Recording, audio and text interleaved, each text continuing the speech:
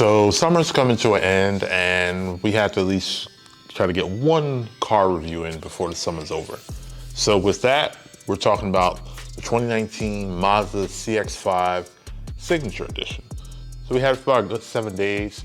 Huge shout out to Mazda and the drive shop team for making that happen.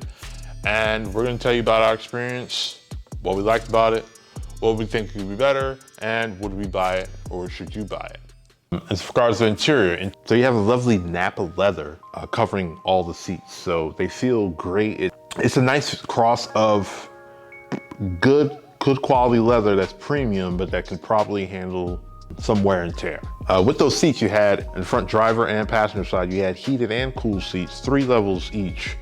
You got heated steering wheel, and in the rear, you got heated seats as well. The heads-up display is a marvel. It's not easy to catch on camera. Of course, it shows the speed limit, so it also shows your blind spots. So if you're unfamiliar with the area, it'll show you what the speed limit is in that area. So it'll show 25 in residential. You hop on the highway, it'll go up to 45 or whatever the speed limit is in that area, which is pretty cool. Something that it's not really talked about a lot, but it's definitely something there. I loved it in the Mazda 6, and I love it again here on this. So it's armed with Mazda's Skyactiv G 2.5 turbo automatic engine.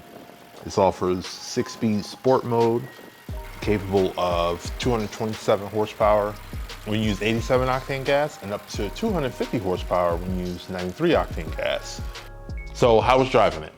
It was a very smooth and powerful ride, I guess the best way to describe it. If you hit turns a little on the fast side, you don't feel like the car was about to tip or anything. It definitely hugged the road pretty well. Being a 4-cylinder engine, but a 4-cylinder turbo engine, that fast pickup without being too harsh, but definitely powerful enough to, navigate through cities and then highways on. Even though they don't use it anymore, it definitely lives up to the little kids saying zoom zoom. Smart brake system, so if God forbid you're not paying attention and somebody brakes short, the car will brake for you. You have the lovely adaptive front lighting system that, of course, it's a great, lovely, bright light. You got a good amount of trunk space. At first I'm looking at it, I'm like, I wish it was better. Took the family to the beach, mother-in-law and nephew came with us. We were able to throw a wagon, 2 folding lounge chairs, 1 completely folding like tailgate chair, 2 umbrellas, clothes, towels, and a bunch of other different things that fit pretty comfortably in the trunk, and with room for maybe about 1 or 2 more bags, and then some toys for the 2-year-old.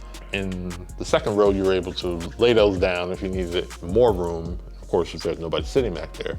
But if you are sitting back there, you kind of come across the same issues I have with the Mazda 6, where the front area is pretty good, trunk area is pretty good, and then like the second row is kind of like, it's not tight, but it could be, you wish it was a little bit bigger. It's a crossover, not a full-size SUV, so I'm aware of the limitations that will come with that. So pretty much the entire car, entertainment, navigation, all that, runs on the 7-inch display on the center console. The screen display is just a low-res screen. I know other manufacturers, their screens are a little bit better, or a lot better, depending on how you like it. So it's not too bad when you're just navigating the menus, but when you're using the cameras, you're like, okay. It's like using VGA cameras in 2019. Moving forward, I would like to see Mazda improve on the resolution of that. They added the ability to make kind of a smart playlist. You can kind of make a playlist based off those songs. So that's an interesting little thing that you can do that definitely wasn't around last year. So overall, I definitely enjoyed my time with it. I enjoyed it better as the week went on. When I first got it, I'm like, okay, this is cool.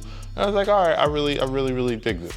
The performance, definitely the performance was definitely great. All-wheel drive. It's a great crossover. It offers kind of everything you're looking for. It does a good job of checking off a lot of boxes for me. I would definitely get one. And I think depending on your need, you might like it too. We got a link below if you're interested in test driving one. So thanks for watching. You could have been anywhere in the world, but you're here with us. We appreciate you for doing so, and see you next video. Peace.